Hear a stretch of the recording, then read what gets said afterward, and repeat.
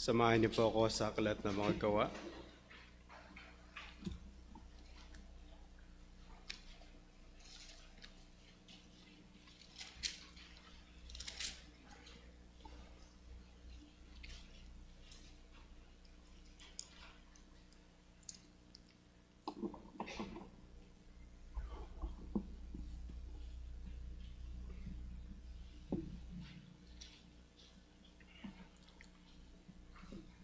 Acts chapter 4, verse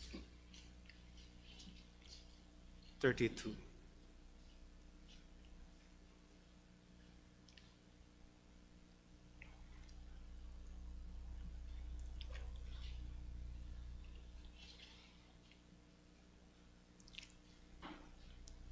Now the full number of those who believe were of one heart and soul, and no one said that any of the things that belonged to him was his own, but they had everything in common.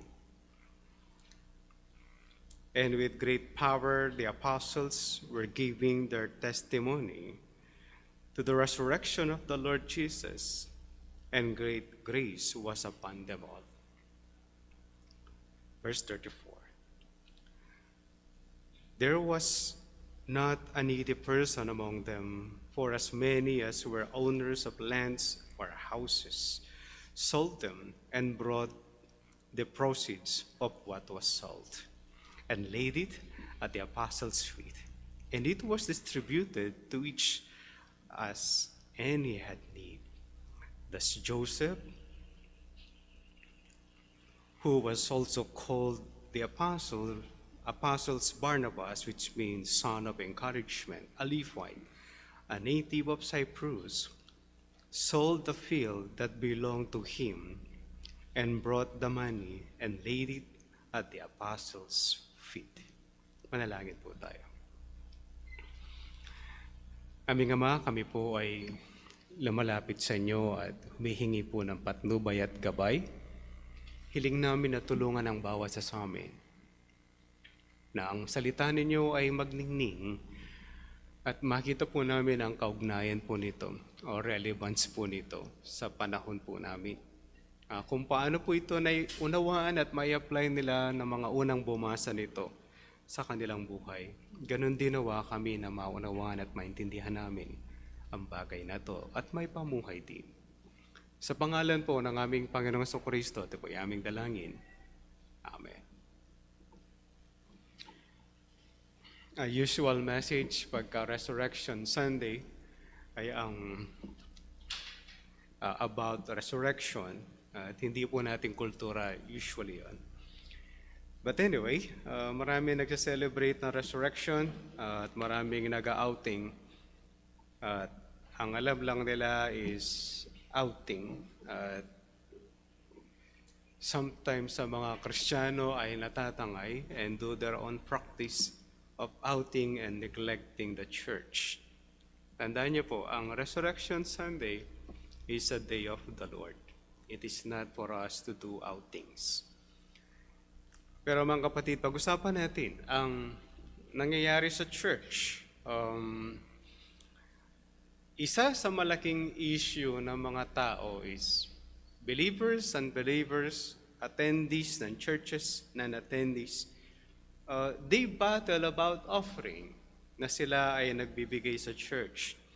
At marami ang naguguluhan at nakikipag-away bakit yung pera ay ginagamit personally ng namamahala sa simbahan. Ang pera ay ginagamit corruptly at mukhang pera ang mga tao.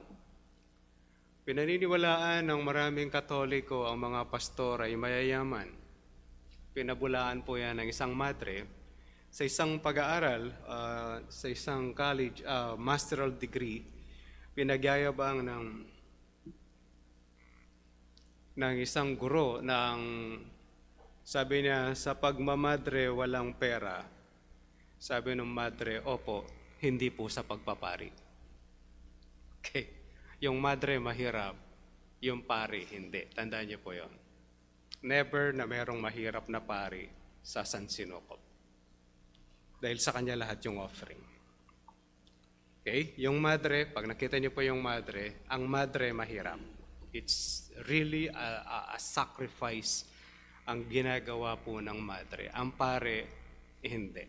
Okay? Tandaan niyo po yun. Pag nakita niyo ang madre, give them respect on what they do.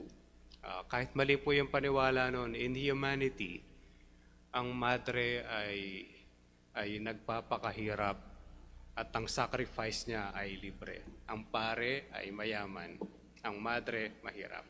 Galing po yan sa isang pananaw ng isang madre. Pero makikita niyo po yung sacrifice talaga ng madre. Pero yung pag-aalay sa mga churches has been an issue.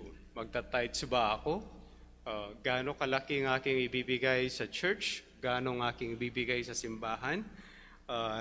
Ito ba ay before tax or after tax? Bakit yung mayaman, ganito yung kanyang lang binibigay, ako ganito ang aking ibinibigay. Issue pa rin yun, mga kapatid, until today. Okay? Kaya nung pandemic, sabi ng mga pare, dapat sila rin ay bigyan.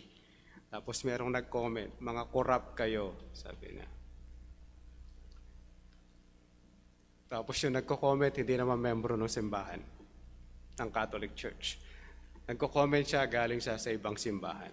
Malungkot yun, Pag hindi po kayo parte ng simbahan, at meron silang issue about offering, huwag kayong sumali kasi wala kang offering doon. Intindihan nyo? Kung saan kayo kasali, halimbawa rito, doon kayo mag-comment. Doon sa ibang simbahan, huwag kayo mag-comment, wala kayong kaugnayan sa kanilang offering. But anyway, ano yung nangyaring pag-aalay in the old days? Sa panahon, mga kapatid ng bagong tipan, sa panahon ng unang iglesia, ano yung kanilang sacrifice and ano ang kanilang offering at paano sila namumuhay as a church? Pag-usapan po natin, life in a church community. Life in a church community. Ito po yung bahagi ng chapter 4, verse 32 to 37. Matatapos at tapos na po ang issue, mga kapatid, dun sa pinagaling. Okay? Yung unang bahagi po niyan, that will be in verse 32 hanggang verse 35, sharing of resources. Sharing of resources. Ang verse 36 hanggang verse 37, example of a believer. Sharing of resources, yung ikalawang bahagi niya, mga kapatid, ay ang halimbawa nito. Specific ang pagkakalagay ng pangalan dahil gagamitin niya ng writer na si Dr. Lucas dahil sa kanyang sheep sa chapter 5. Mga kapatid, ang prosesong ito ay ideal.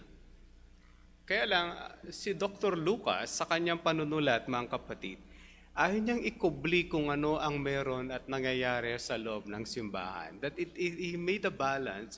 Gumawa siya ng balancing pananaw para dito. Ayaw niya tayo na maikubli ito. Ang ginawa po niya is, ito yung ideal sanang nangyayari. Even in the Old Testament, that was the plan of God. At yun ang sinasabi ng Diyos sa Israel. Ngayon sa church, ito yung ideal, pero sa loob nito, meron pong nangyayaring hindi rin kaaya-aya katulad ng chapter 5 at yung mangyayari doon sa isang parte ng chapter 6. Hindi niyo po ito ikukubli until you reach other churches. Okay, pag-spread ng church, makikita niyo yung Corinthian church, payabangan, magyayabang ang bawat isa. Pagdating nyo ng Ephesian church, ayaw tanggapin ng mga Hudyo yung Gentile ayaw tanggapin yung mga Hudyo.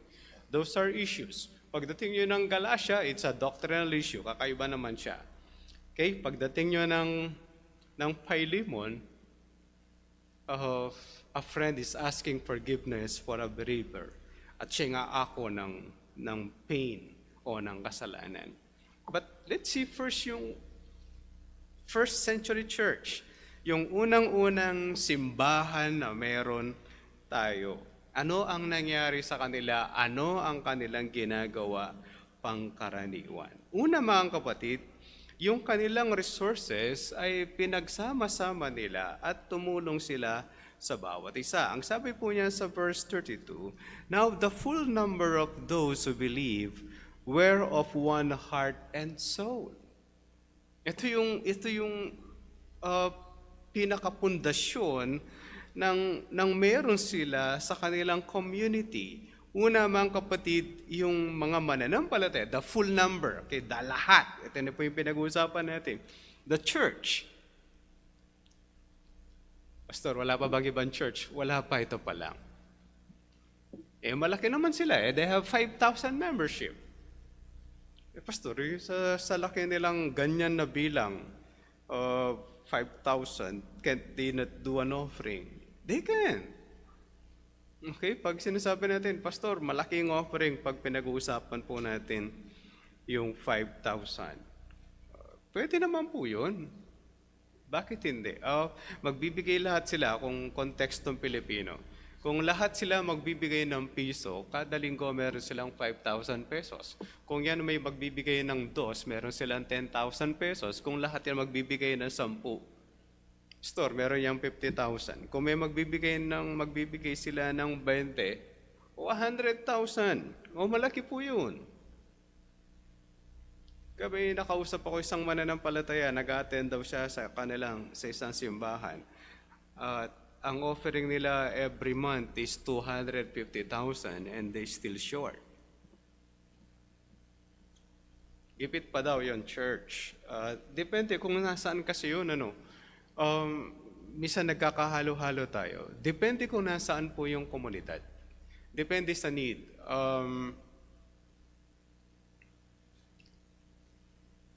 Dati 30,000 sa local church, it can go.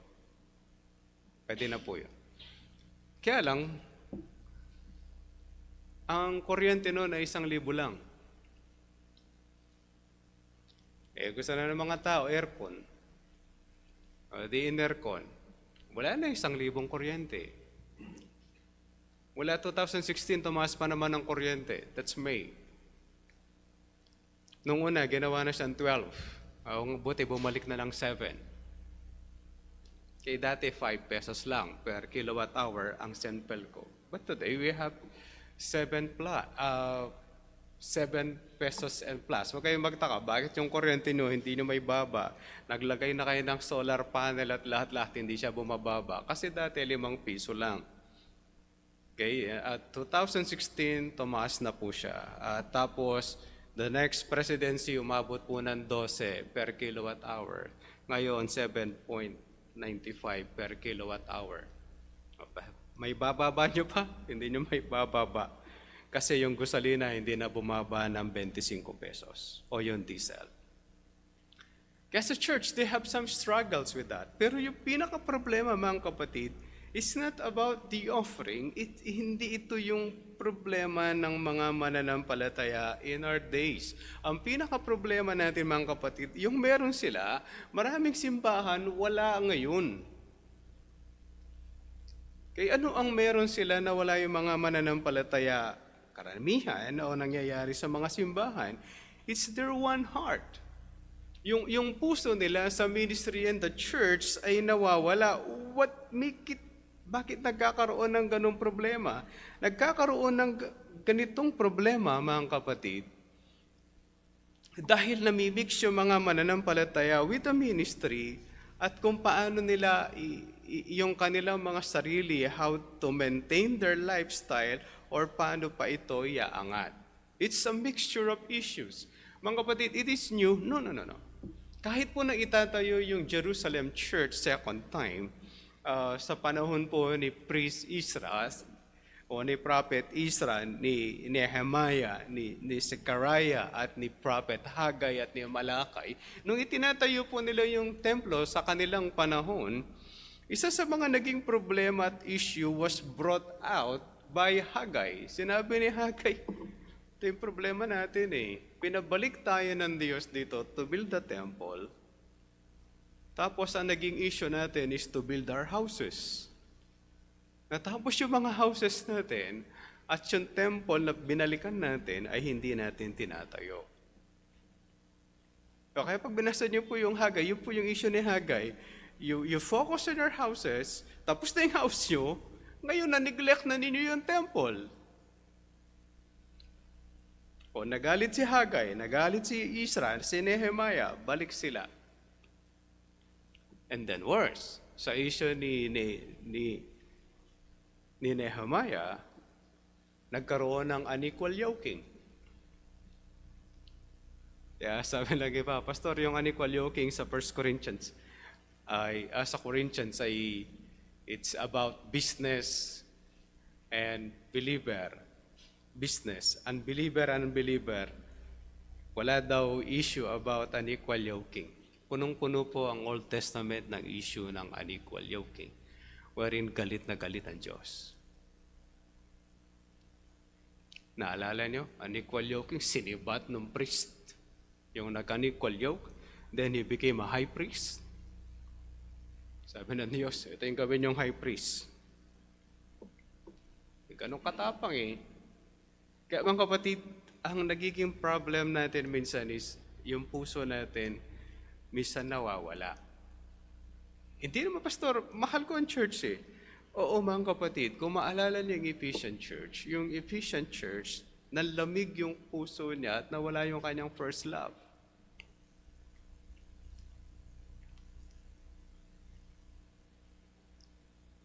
Tingnan niyo mga kapatid, let's go back to your history. Sa mga histories natin, wag na nating idama yung iba, yung history natin.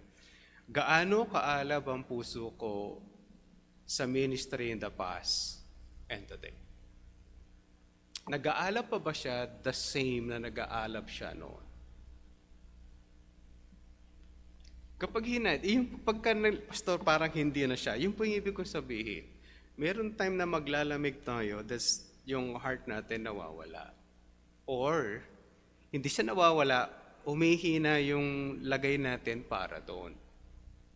Naintindihan niyo po, yun po yung minsan nakala ng mga tao, Pastor, yung ministry should be handled by the young people. Merong magandang parte yun, merong negatibong parte. Yung wisdom, ang kapatid, ay nasa old people.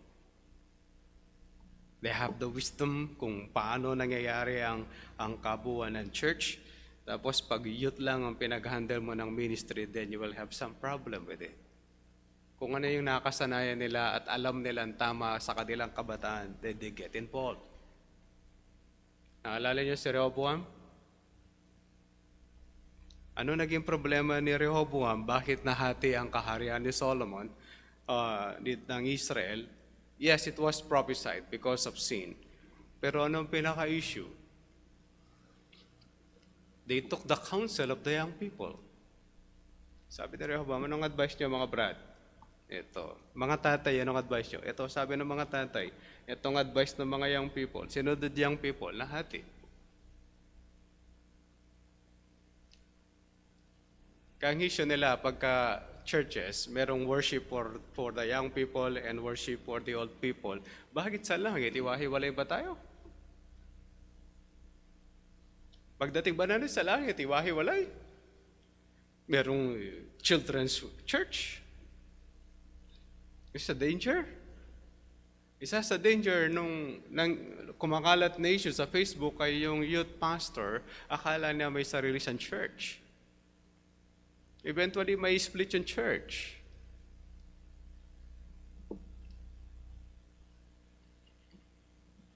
Alam mo yung mga gano'ng mga issues. Tapos pagdating sa pulpit, sabi ni John MacArthur, nang in-interview siya, paano na-retain ang church mo na lumalago? Sabi niya, when the pastor stayed very long. Kaya kung familiar kayo kay John Piper, yung simbahan niya is more than 100 years old. At si John Piper pa lang ang pangatlong pastor. 4 na ngayon kasi nag-retire na siya. Yung pastor nila ngayon sa church si John Piper, pang-4 pa lang yan. Si John Piper ang pangatlo. Nung na-establish si John MacArthur ang Grace Community Church, siya pa lang ang naging pastor as their full-time pastor. Siyempre, marami siyang kasama mga pastor. But starting it, hanggang ngayon siya po yung main pastor ng church.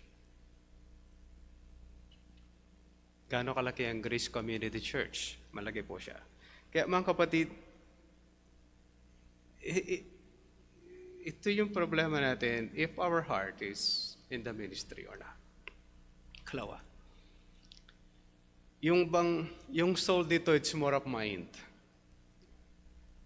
Ito po yung nagdidesisyon sa buhay natin. Kaya yung issue na to, mga kapatid, is not about, hindi to patungkol sa kaluluwa, it's more of the mind. Yung puso at kaisipan ng mga mananampalataya in those days ay nakatuon sa ganitong bagay. Pare-pareha sila ng pananaw. Yung puso at kaisipan nila, pare-pareha sila to focus on this, on helping one another and doing the ministry.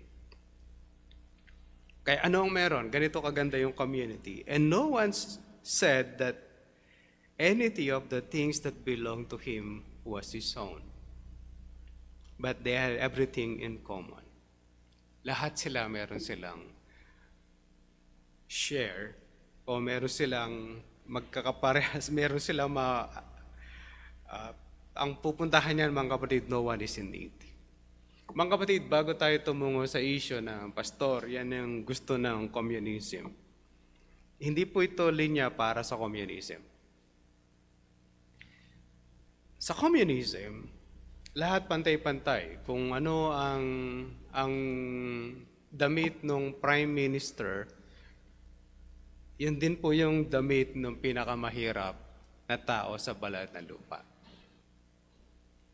Sa komunista, ang problema, ito lang nakakapagtaka, kung equality ang meron sa communism, bakit si Jack Ma mayaman? Bakit si Jack Ma mayaman? Akala ko equality. Do you agree? Hindi ko alam kung nakapanood kayo yung isang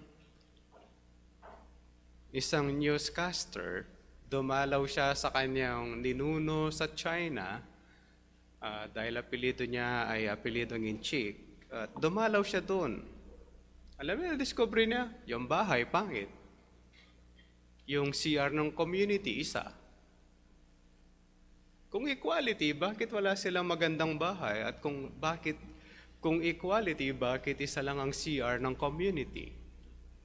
Bakit di sila lagyan lahat ng magagandang bahay? Bakit si Jack Ma lang ang mayroong magandang damit? Nung sumikat si Jack Ma, kinulong siya na wala siya ng 1 taon.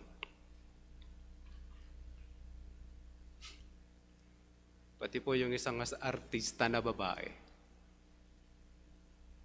yung goalkeeper ng Shaolin Soccer. Nung sumikat siya, bigla siya lumubog ng 1 taon dahil ayaw nung kanilang pinuno na mayroong sikat higit sa kanya. Kung equality yon, dapat pare-pareha sila ng damit. Naintindihan niyo ba ako? When you talk of communism at equality, kung ano yung damit niya, damit mo rin. Sa China, hindi. Yung damit ng mayayaman, kakulay na yung damit ng mahirap. Hindi pares na salat. Pero magkakulay. Pag hinipo mo yung damit, magaspang yung sa mahirap. Doon sa mga nasa taas, mas pino. Hindi ganun ang idea ng communism. Ang communism is, kung magdidildil ako ng asin, magdidildil ka rin ng asin. That's communism. Mga kapatid, hindi ganun ito. Hindi ganun ang meron sa simbahan. Ang meron sa simbahan is yung mga mayayaman, yung merong may kaya, nagbigay sila ng pera para yung membro nila o kasama nilang mahirap, merong magpupuno sa kanyang pangangailangan. Naintindihan po natin. No, yung mayaman, pastor, yung mayaman na natiling mayaman, yes. Pastor, yung mahirap nilang membro, napunan ng kanyang pangangailangan, yun po yung meron dito. Hindi po ito equality. Pastor, it will be distributed equal. That will be in chapter 6. But yung issue ng chapter 6 ay yung mga widows, distribution of food equally. Okay? Pero hindi po pinag-uusapan doon ng buong church. Yung mga widows lang, na nasa pangangalaga po ng church, yun po yung merong distribution of food equally. Okay, not in the church. Kaya sa kanilang panahon, mga kapatid, sa pagbibigay ng mga tao ng kanilang kayamanan sa simbahan, lahat sila napupunan yung kanilang pangangailangan. Kung ano yung kailangan nila napupunan, walang magsasabi na meron silang pangangailangan at that point. Pero tandaan po ninyo, when you go to other gospel, sa iba pang mga libro ng Biblia, makita nyo kung paano tutulungan ng ibang mga simbahan na Gentile churches ang Jerusalem Church. Bakit? Kasi mahirap ang Jerusalem Church. Hindi po siya ganun kayaman. Ang pinakamayaman sa kanila most probably ay ang Corinthian Church at ang Philippian Church. Bakit mayaman ang Philippian Church? Mayaman ang Philippian Church dahil marami sa lugar nila ay retired general ng Rome at sa Philippi sila nagstay. Kung maraming na-born again doon sa mga retired generals, maraming pera yun. Kaya sila po yung isa ng simbahan na tumutulong at tumulong sa ministry ni Apostle Paul. But this time, mga kapatid, they have one heart and one mind to do the ministry and helping one another. Ikalawa, one mind and one heart sila to do the gospel ministry. Tingnan niyo po yung verse 33. And with great power, the apostles were giving their testimony to the resurrection of the Lord Jesus. Anong ginagawa ng mga apostles, mga kapatid? They're sharing the gospel. They supported the ministry. Mga kapatid, dito ako galit sa tent-making pastor. Tent-making pastor, yung pastor dapat ay magtatrabaho para meron siyang pang-ministry. Ang kapatid, mahirap po yun. Ayaw lang mag-support ng church, kaya ginagawa nila ang tent-making pastor. Ayaw lang mag-support. They want their money to be kept on themselves. Wag nating ilalabas yung mga pera, bayaan mo siyang maglingkod. Magtrabaho siya and do the gospel ministry. Yan naman ang ginawa ni Paul. Ginawa po yun ni Paul nang wala siyang pera. Nung dumating ang mga kasama niya, kamukha ni Timothy at si Titus, mga kapatid, hindi na ito nag-tent making si Paul. He stopped making tent dahil meron siyang pera galing sa Macedonian churches. Naintindihan po natin? Tapos makakasama niya pa si Priscilla at Aquila na merong kaya sa buhay. They help Paul in the ministry. Kaya yung tent making, huwag po natin gagamitin sa ministry. Pastor, dapat yung mga pastors ay tent making pastor. Yung mga missionaries should be tent making missionaries. Maliban sa walang pera si Paul, maghanap pa kayo ng linya na ginamit po yung sa mission. Ang totoo nun, yung simbahang ayaw lang nila maglabas ng pera para sa mga missionaries. Kaya yung mga pastor, pagka mangangaral, puro negosyo. Magba-Bible study na pupunta sa negosyo. Bakit? Yan ang kailangan niyang gawin for his life. Pero, mga kapatid, kapag walang pera, let them do that. Kapag walang magtutustos sa manggagawa ng Diyos, magtatrabaho yun. Is that okay? Yes. Walang magtutustos. Especially, marami mga lumalabas na mga missionaries, out of their conviction sa mga Bible school, they go on mission. That's not ideal, pero out of their conviction, gagawin po nila yun. Then let them do it.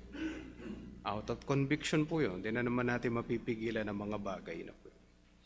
Kaya mga kapatid, ang mga apostoles ay nagbabahagi with great power. Pastor, makapangyarihan sila. Mga kapatid, alam naman natin ano nangyari doon sa unang bahagi ng chapter 4. Anong pinanalangin ng mga mananampalataya in chapter 4? They prayed for boldness.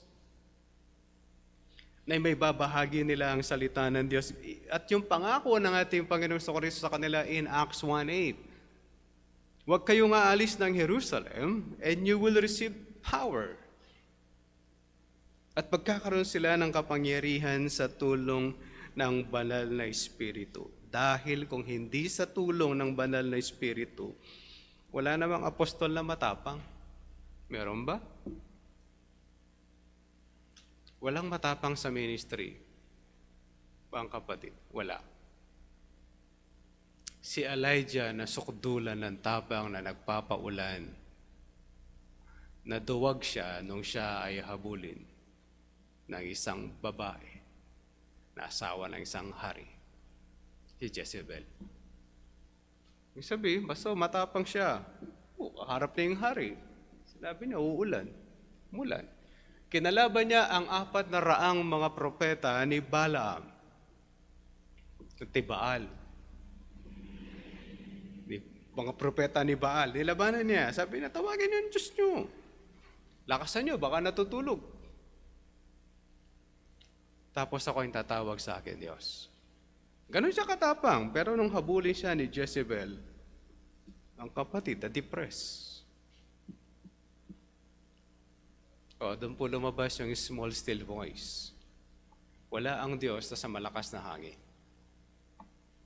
Doon sa maliit na tinig, darating ang Diyos sa iyo. Pero meron siyang kapangyarihan. Si David ay matapang, nang hina din. Si Abraham ay matapang na mandirigma. Kaya niyang labanan ng 5 hari with his 400 men with the help of other kings.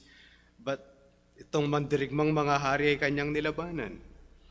Pero pag sila ay dumarating sa isang syudad, pinapakilala niya ang kanyang asawa na kanyang kapatid. Walang matapang sa gospel ministry. Karanasan nyo rin naman, karanasan nating lahat. Hindi sa lahat ng pagkakataon ay babahagi natin ang mabuting balita. Do you agree? Sa lahat ba ng pagkakataon? Ako, pastor, lahat ng pagkakataon ay babahagi ko ang salita ng Diyos. Purihin ng Diyos para sa iyo. Pero hindi sa lahat ng pagkakataon may ganun tayong tapang.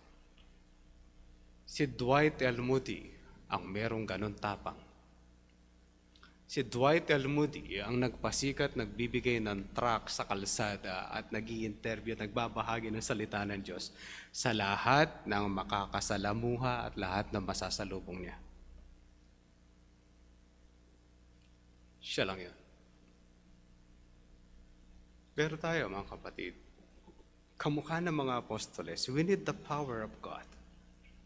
We need the power of the Holy Spirit para maibahagi natin ang salita ng Diyos. Minsan nagkukulang tayo doon. Kahit po yung nagtuturo ng Children Bible Study, minsan nakala niyo, Pastor, matatabang yung mga teacher natin ng Children Bible Study. Minsan matanong niyo po sila. Tanongin niyo sila minsan, natatakot ka ba? Ninenervyos ka ba pag nagtuturo ka ng Children Bible Study? Tanda niyo po, no? Mga teachers natin, tagal na nila nagtuturo, pero tanongin niyo sila, kapag mamayang break, try to ask them. Meron bang panahon na ikaw ay ninenervyos pag nagtuturo ka Children Bible Study? And you would know.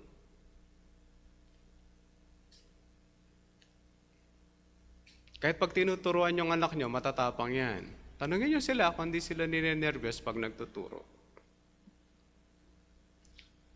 But we need the power of God. The only thing you could have that, magkakaroon ka nun, is manalangin ka for boldness.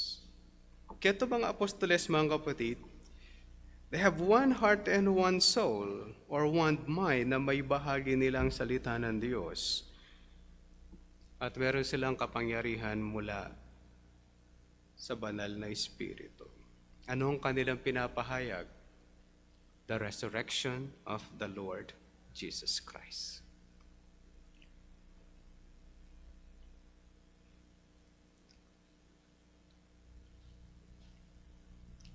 Noong Friday, merong nag-post sa isang Facebook account. Taga-Tarlac ako, sabi. Isa sa pinakapunto ng message is, namatay na Si Yeso Kristo.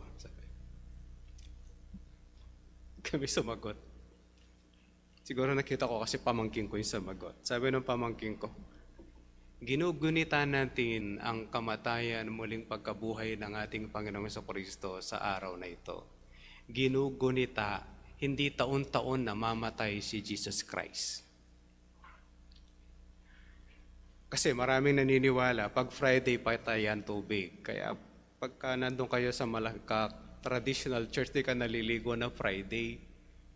Kaya huwag kayong magtaka kung na-traffic kayo kahapon. Kami sa Tarlac noon, maliligo kami Saturday. Kaya kami magpaparami ng Lingayen Beach. Kaya huwag kayong magtaka, na-traffic ba kayo kahapon na madaling araw?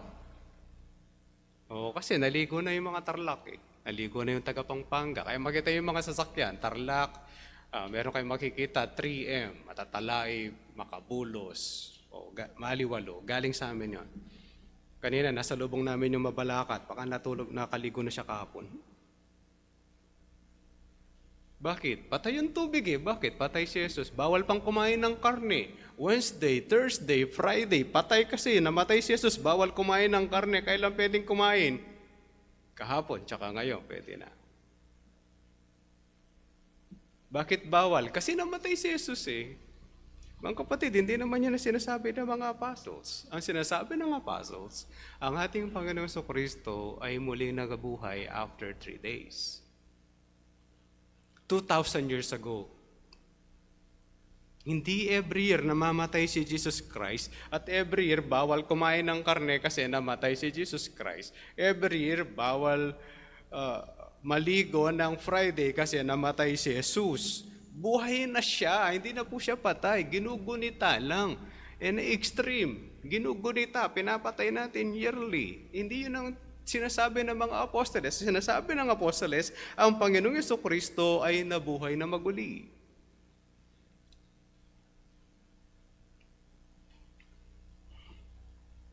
Tapos Biyernes, mayroong sugal. Alam niyo ba yun? Bakit may sugal? Kasi nagsugal yung mga nagpako kay Jesus. Kaya may sabong ng Biyernes, alam niyo ba yun? Kasi nagsugal daw yung mga Romano na nagpako kay Kristo Jesus. Pati sugal ginugunita ano. Kaya mga kapatid, tingnan natin. Ano ang main message ng mga apostles? Jesus Christ rose again from the dead. Pastor, di ba ako pwedeng mag-end sa death? No. Kapag kayo nagbabahagi ng gospel, kasama ang resurrection. Bakit? Kung si Jesus Christ namatay sa krus at hindi na siya nabuhay na maguli, hindi mo na kailangan mag-church. Hindi natin kailangan magtipon. Wala tayong dahilan para magtipon. Bakit? Yung pag-asa mo, patay na eh. Patay na yung pag-asa mo. Ano pa? Ano pa yung pag-asa mong resurrection? Wala na. Nakita niyo ba yon? Kaya mga kapatid, pag binabahagi natin yung gospel, tandaan niyo, kasama ang resurrection. Ano pa ang meron sa kanila? And great grace was upon them all. Hindi mo magagawa ang hakbangin na to. Pag-share ng gospel at yung pagbibigay ng tulong sa church at sa mga nangangailangan sa loob ng simbahan kung di mo nararanasan ang higit na biyaya ng Diyos o ang kanyang dakilang biyaya. Bakit? Madaling maging makasarili or pwede mong dahilan magtrabaho sila. Madali lang po yun. Madaling magsabi ng mga dahilan for us not to help. Pero mga kapatid, kapag meron kang biyaya ng Diyos, automatic po yun na ginagawa. In verse 34 to 35, ito yung kanilang ginawa, mga kapatid. There was not a needy person, not sinabing rich, okay? Hindi po mga mayayaman. There was not a needy person among them. For as many as were owners of lands or houses sold them and brought the proceeds that was sold. Ito yung mabigat. Binenta nila yung kanilang lupa, binenta nila yung kanilang mga tahanan, at yung pera ay binigay nila sa mga apostoles. Kailangan mo ng biyaya rito. On our own, we will do it. Palagay nyo sa kanilang mga sarili, gagawin yan. On my good, I will do it. Merong maraming philanthropies. Di naman natin mayaalis. Merong isang sikat na singer,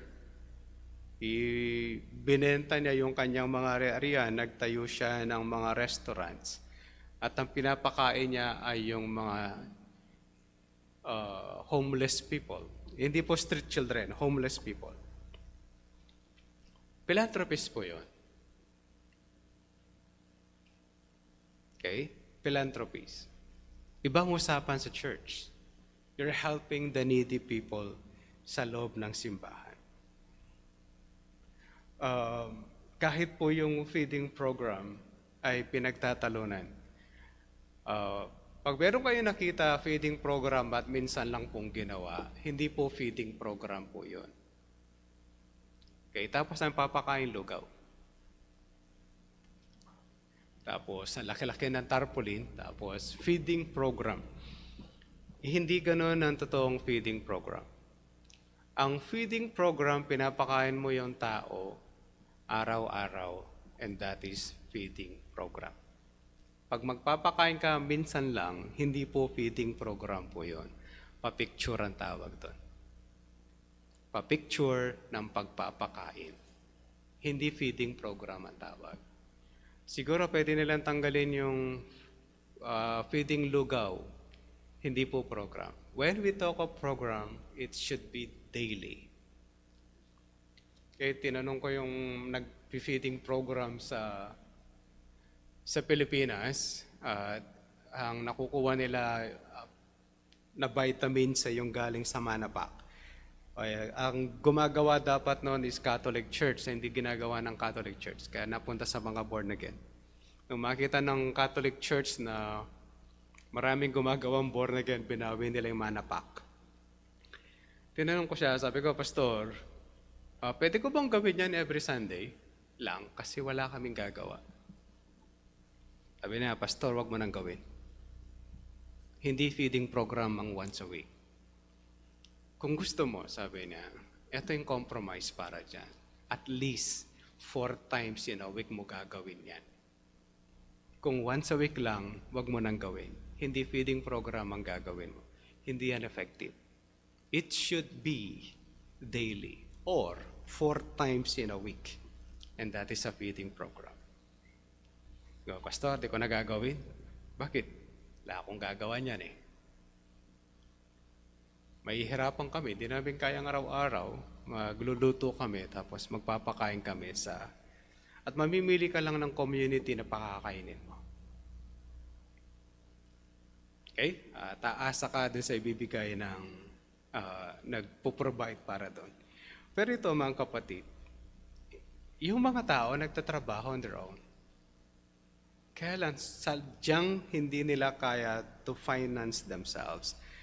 Then doon po papasok yung mga apostles at tulong ng mga mananampalataya para ibigay sa mga mananampalataya na may malaking pangangailangan sa kanilang buhay. Mga kapatid, it is voluntary, not required. Paano nakalagay? For as many as were owners of lands or houses. Not all, for as many as. Hindi to required. Kung ayaw mo magbigay, huwag kang magbigay. Pastor, ayoko yan. Ayoko ibigay yung magbebenta ako ng lupa, I won't give it. Okay. Bakit? Yan din po yung naging issue ni Paul kay Ananias at kay Sapphira. Sabi niya, hindi ba yung lupa sa inyo, nung binenta niyo yung lupa, yung napagbentan, sa inyo rin. Pwede nilang hindi ibigay. Pwede nilang magbigay sila, Peter, magbibigay lang kami ng 20%. So be it. Magbibigay lang kami ng tithes. So give it. Hindi kami magbibigay, o di wag. Pwede naman silang hindi magbigay. Mga kapatid, ang nakalagay dito, as many as. Ay, ang ginagawa na yun, hindi pala voluntary pala, hindi na ako magbibigay. Nasa iyo yun. Kung meron kang biyaya ng Diyos, naranasan mo ang biyaya ng Diyos, meron kang gagawing hakbang. Pastor, hindi ako kamukha nila na magbibigay ng property. Hindi lahat tayo magkakamukha ng kakayanan sa buhay. Hindi po lahat. Naintindihan niyo ba ako, mga kapatid? It is not required, it is voluntary.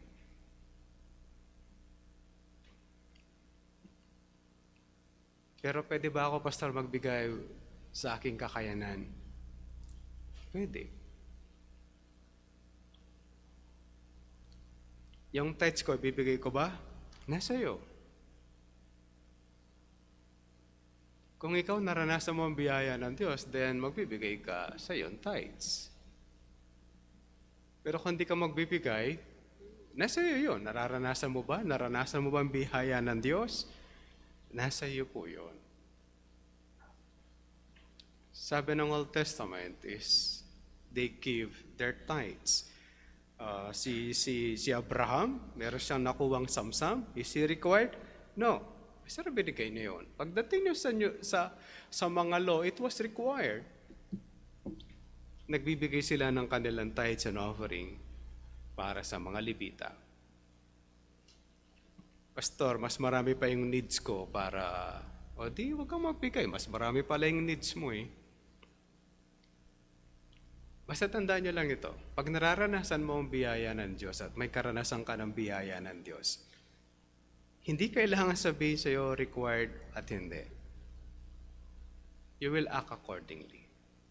Kaya pagka hindi ka nakakapagbigay, hindi ako nakakapagbigay kasi wala akong kakayanan o hindi ako nakakapagbigay kasi ayoko magbigay.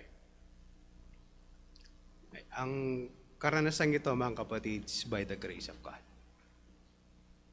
Kaya hindi ko po kayo kinukonsensya, Pastor, nangungonsensya ka, pinag-aaralan natin yung book eh. Kung ayaw mo magbigay, huwag kang magbigay. Pero kung nararanasan mo ang biyaya ng Diyos, nasa iyo po yun. And let's see the example. By the way, ang nagdi-distribute po ng mga bagay na to ay ang mga apostles.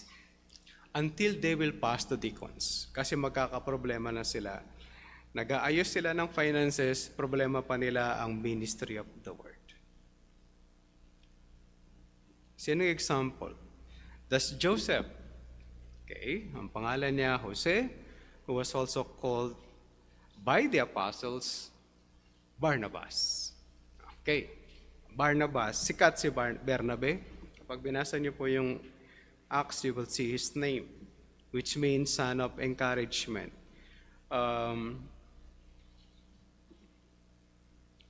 Meron silang ibang definition na ginagamit dito, bakit yan naging son of encouragement. Si Bernabe daw ay magaling magsalita to give word of encouragement. Kaya Barnabas ang tinawag sa kanya. At tinawag siyang son of encouragement. Magaling daw siyang manalita. Ang iba, ang assumption nila, he's a prophet.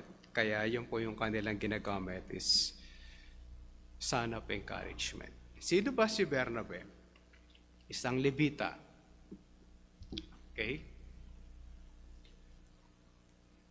Kapag tinignan yung mapa niyo sa likod, makikita niyo naman kung nasaan yung lugar niya. Siya ay galing Cyprus. Anong ginawa ni Bernabe?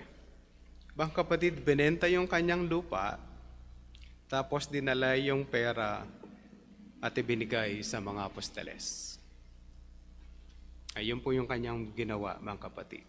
Isang Levita, taga Cyprus, ibinenta yung kanyang ari-arian, tapos idinala yung pera sa mga apostoles. Para saan? Para sa pangangailangan ng iba. Ito'y halimbawa ng isang tao na nakaranas ng biyaya ng Diyos and did his offering.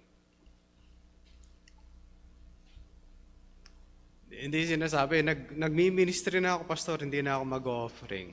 Hindi po tama yun. Mga pastor, nag-offering pa ba? Yes, they must. Dahil ang mga Levita ay nagtatides pa rin. Mga Levita ay nagtatides pa rin. Kung ano yung nare-receive nila, they give tithes. Sipin mo yun, magta-tithes siya, tapos yung tithes, mamanage siya, makakakuha siya doon sa tithes kasi yun ang kanyang pangbuhay. Tapos mula doon, magta-tithes siya ulit. Ganun po yung ministry.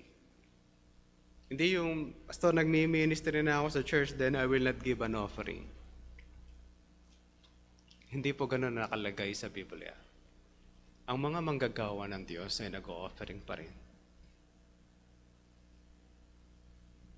Kung ano yung nare-receive nila, they give their own tithes sa ministry. Kaya hindi natin pwedeng dahilan, nagmi-ministry na ako, pastor, hindi na ako mag-offering. Ikaw. Pero ang mga Levita, pag may nare-receive, nag-offer.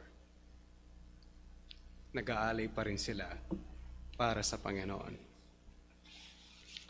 Kaya mga kapatid, let's see ourselves. Ang simbahan will not function accordingly without finances.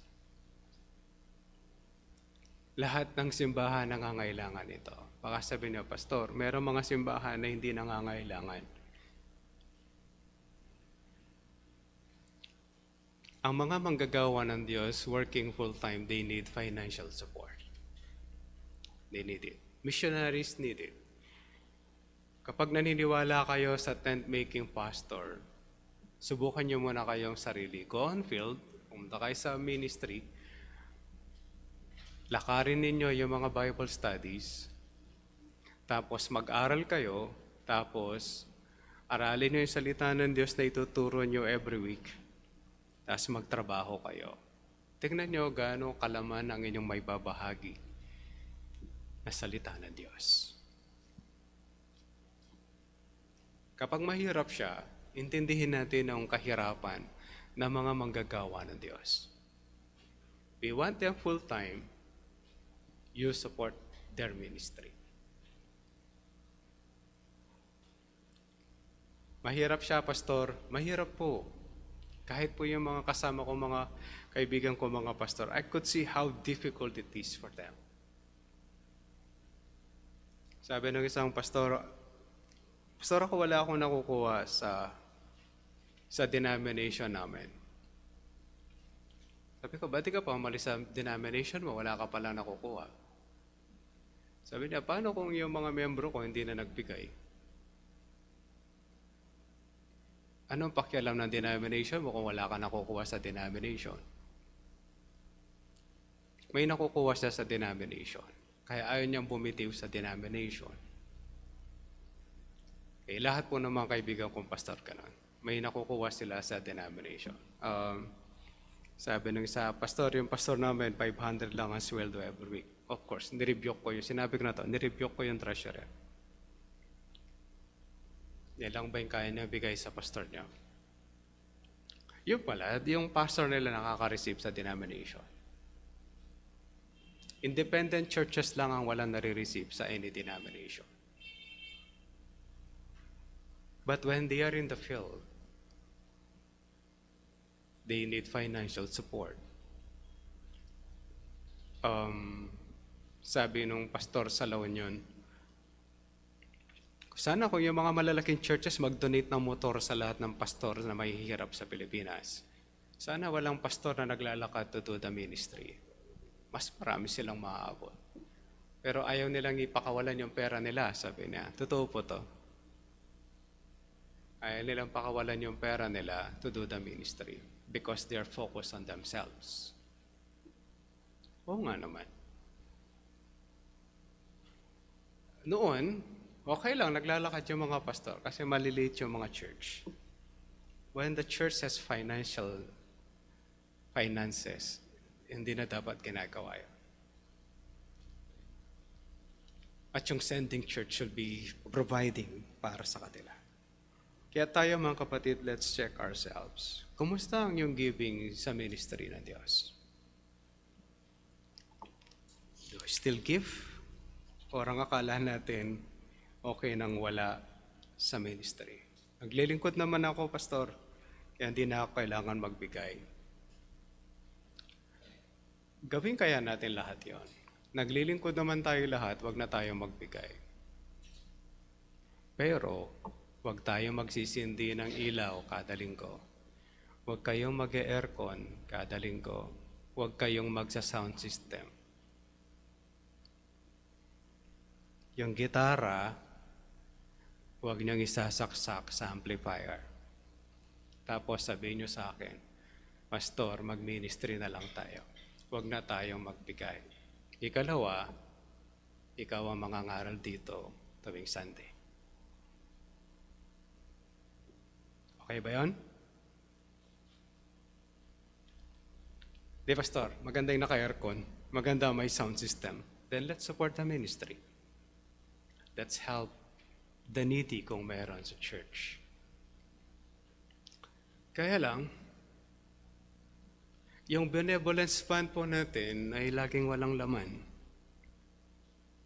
Nilalagyan lang po namin yon galing sa general fund. Tanungin niyo po yung treasurer, gaano karaming pumapasok sa benevolence fund? Minsan, 100 per month. Minsan, walay. Tapos, paano tayo magla-love gift doon sa mga may hirap o merong may sakit? Walang laman.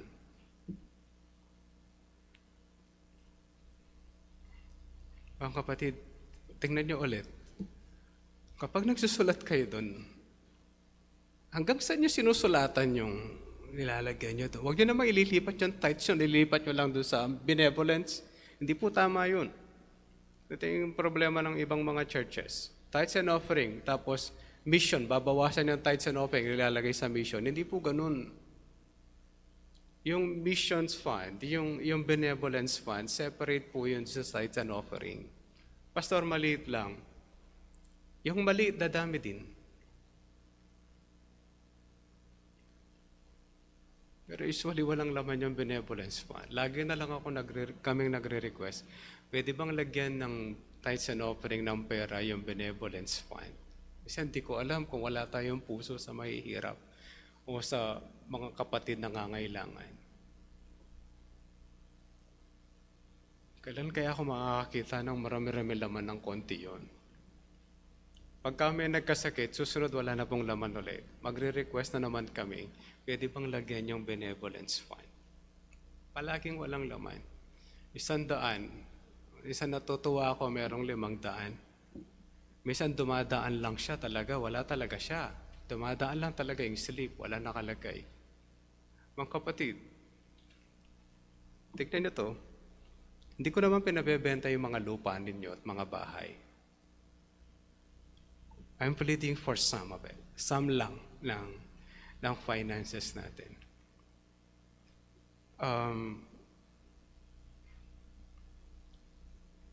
Si Brother Remy, the late Brother Remy, ang paborito kong kasama sa pag-iipon nung treasurer pa ako ng DGPC. Lagi kami nag-iipon. Sa kanya ako natuto paano nag-iipon. Meron kaming 2 bags na pinapalakad. Yung isa ay yung tithes and offering. Yung isa na offering bag. Pinapaikot namin yon. Gusto namin magkaroon ng electric fan ng DGBC noon dahil ilang peraso lang electric fan. Ang announcement namin, yung barya nyo sa bulsa na ayaw nyo nang gamitin, pakihulog na lang doon sa pambag na dadaan sa inyo. Ang nakukuha ko doon every Sunday is 50 pesos. Kasi treasurer ako na ako magbibila. Sabi niya sa akin, "Bot, magkano na yung pera mo?" 50 po ngayong Sunday. Makakaipon ka rin. After ilang buwan, sabi niya, "Ilan na yung pera mo doon sa isang bag?" Meron na po kung 1.5. Pumunta ka doon sa Bumili kang isang electric fan. Tapos isabit mo na ha, pagkatapos ng bumili. At napuno po namin ng electric fan, church. Tigpipiso lang yon.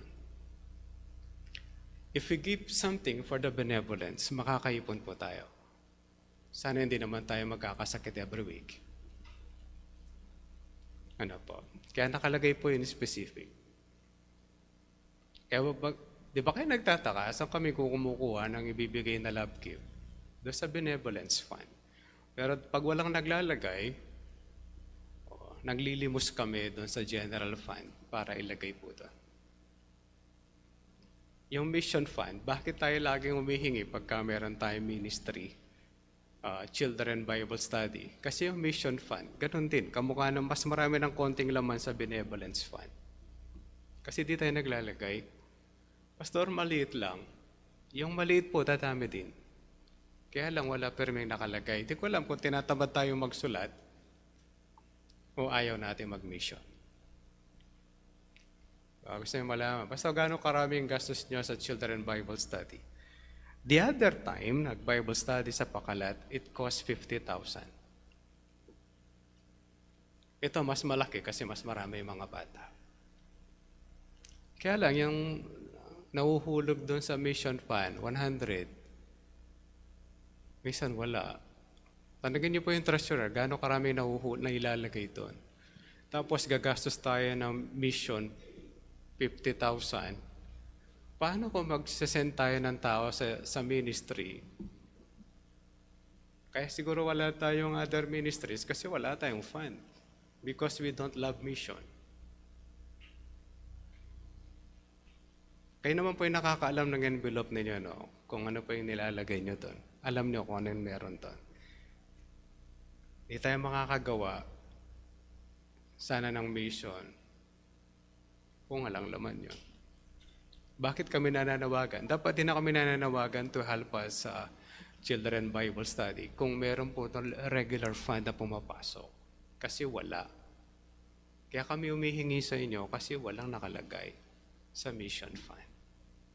Eh sana yung pastor, ihingi ko ulit kami sa tithes and offering. Ganun po yan. Kaya sana mga kapatid, have the heart kamukha nila. Panalangin natin yung puso natin. You decide on your own kung okay na kayo doon sa tithes and offering lang ang nilalagyan ninyo. Kung okay na kayo, nagmi-ministry kayo, wag na kayo mag-offering. Check your heart and your mind kung ano talaga yung gusto nyong gawin. Ang lahat ng ito ay gawain para sa Diyos, not for ourselves. Nalangin po tayo. Panginoon, kayo ang Diyos sa dakila. Kayo nakakaalam ng lahat ng bagay. Kayo nakakaalam ng aming gawain sa balat ng lupa. Tulungan niyo po kami na i-assess ang aming mga puso at kaisipan. Are we doing things for your glory? Ang puso ba namin at kaisipan o ang aming kaluluwa ay nakaugnay sa gawain sa unang simbahan? O nahiwalay na kami doon? Nawa may tuwid kami kamukha sa kanila and do the ministry ng maayos. Sa pangalan po ng aming Panginoon Kristo, ito po ay aming dalangin. Amen.